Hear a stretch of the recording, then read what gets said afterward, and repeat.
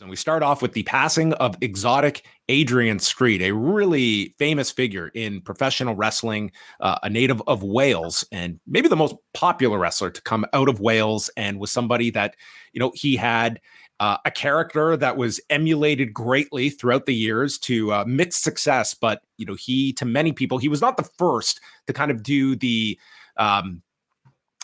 like the feminine stereotype, this very much diving into glam rock at a time when it was, very, very taboo in professional wrestling, very taboo in society. And this is what you're looking at right now on the screen is a very, very famous photo that was taken around 1973 when Adrian Street returned home.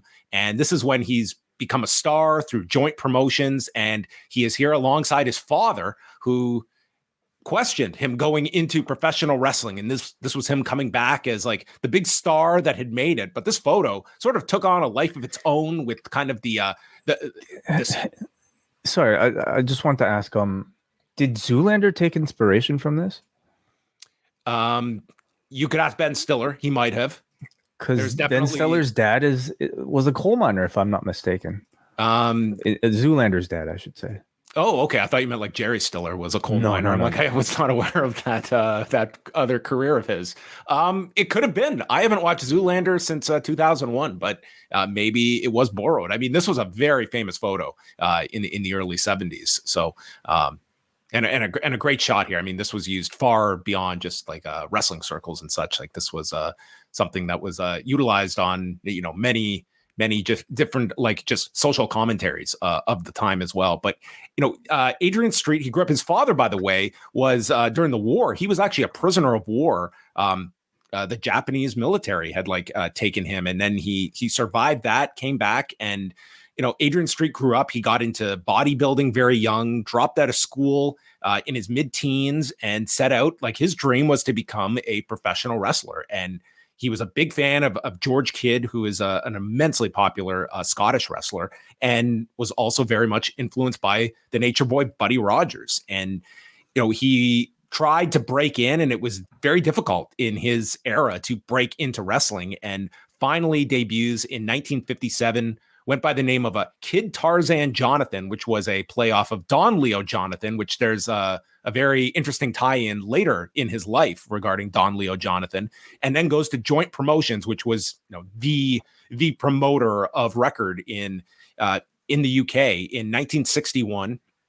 And this is where he starts being billed as his real name, Adrian Street, which was his legit name, and makes his TV debut several years later. And this is where he hits his greatest fame, or his fame that would live throughout the rest of his career that was made on. And it was around 1969 that he met his eventual wife, although that is decades down the road, but more famously his valet, Miss Linda. And this was part of the act, was that he played this sort of this character that would never, while he portrayed like did like the effeminate gimmick, but would never came out and stated, his sexuality. Like that was left as the kind of the heat for the time period. And, unlike Adrian Adonis, who we just reviewed, I mean, that was a character that literally went on WWF television announcing he was gay. And obviously very much in the style of Adrian Street was Adrian Adonis for many reasons. He did this match in 1971 against this, he was a very well-known presenter, Jimmy Savile. And this man is, if you go and look this up, this is among the biggest monsters that has ever occupied the planet. This man, there was tons of stuff about him, rumors that went around, but it was really after his death that people started to investigate, and he ended up being linked to sexual abuse of so many children. Like this is in the hundreds. It is just a horrible, horrible human being. And they had a match in 1971, and Adrian Street kind of roughed him up. And, in years later, when all of these allegations came to light, I just saw a lot of people today. It was like they were celebrating Adrian Street kind of taking liberties with this guy back in 1971 in this match that he was linked to. But I mean, he was a very, very famous presenter in England. from there, Adrian Street, he continued in England. He eventually leaves Joint Promotions because at that point he had sort of reached the ceiling of what he could make, and it was more profitable for him to just go independent. He had the wide television exposure, he had the character down, and he could just go to, different companies, wrestle around on his own schedule. And then finally goes overseas. He had gotten into promoting as well in the UK with Org Williams. And then he makes his way overseas, first to Canada with Stampede Wrestling. And he just kind of hits all the major territories. He goes to Mexico for a tour. He went to Los Angeles, spent a lot of time in Memphis, had a run in Mid-South when Bill Dundee was booking the territory and feuded with him.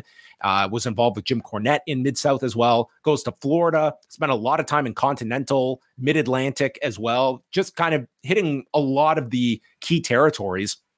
Interestingly enough, despite like the character and such, like never did work for Vince McMahon, senior or junior in the WWF, although in John Lister's book, he interviewed Adrian Street, and later in his career, he was offered a spot in the WWF. Vince McMahon offered him a role to come in as a manager where he would be a skinhead and he would be managing a team that would have like a white supremacist vibe to it. So he turned that down. He said, no, I'm not crazy about that idea. So can't fault the man for his moral compass. And so continued to wrestle. His career really does wind down towards the late 80s and early 90s, but would still do matches all the way up until 2010 was when he had his last match. He finally married Miss Linda in 2005. That was at the Cauliflower Alley Club. And he was there, and it was sort of just this spontaneous wedding that they had at the Cauliflower Alley Club, and Don Leo Jonathan was there. So the guy who he was named after when he first broke into the business ends up being his best man at his wedding. And I remember being at the Cauliflower Alley Club the next year and getting to meet the two of them as well. They were back there, and people were still talking about their impromptu wedding from the year prior. And then just some other notes on him. I mean, this was a guy that wrote 7 biographies on his life, which is that tops Mick Foley, that tops Chris Jericho for the most autobiographies that someone wrote on himself. I've not read any of them, but the first one is My Pink Gas Mask, which I have to wonder was a John Moxley, or maybe it was Vince McMahon looking for inspiration for a heel, and he came across My Pink Gas Mask on Amazon and thought, you know what? This is a great heel gimmick when John Moxley, Dean Ambrose comes to Los Angeles. We're going to put a gas mask on him because Adrian Street wore a gas mask. Possibly. Could have been the influence. It could have been. And then just some other things. I mean, he overcame throat cancer about 20 years ago or so.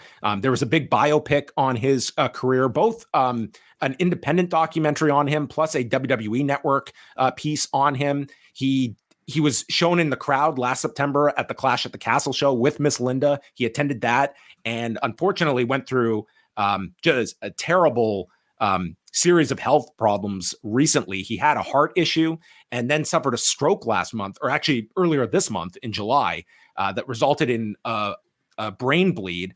And from that, he had an operation on his brain and then developed colitis, which ended up turning into sepsis. And his wife stated that was what killed him. And he died actually last Monday, and the news was just put out today. So he was 82 years of age, very influential figure. You can see from just various generations of wrestlers that he was someone that was very well respected in terms of not just this great character, but also like a legitimate shooter as well. Like sometimes it was very hard to get a great match out of him because of it was like a difficult style to work with for some. But for others, it was like he really did understand the character, and you could see many people try to emulate it. We mentioned Adrian Adonis, Rico Constantino. I mean, he was verbatim taking from Adrian Street right down to Jackie Gaeta being promoted as Miss Jackie in WWE on top of it. But there were plenty of others that you were going for that dynamic. It would probably have a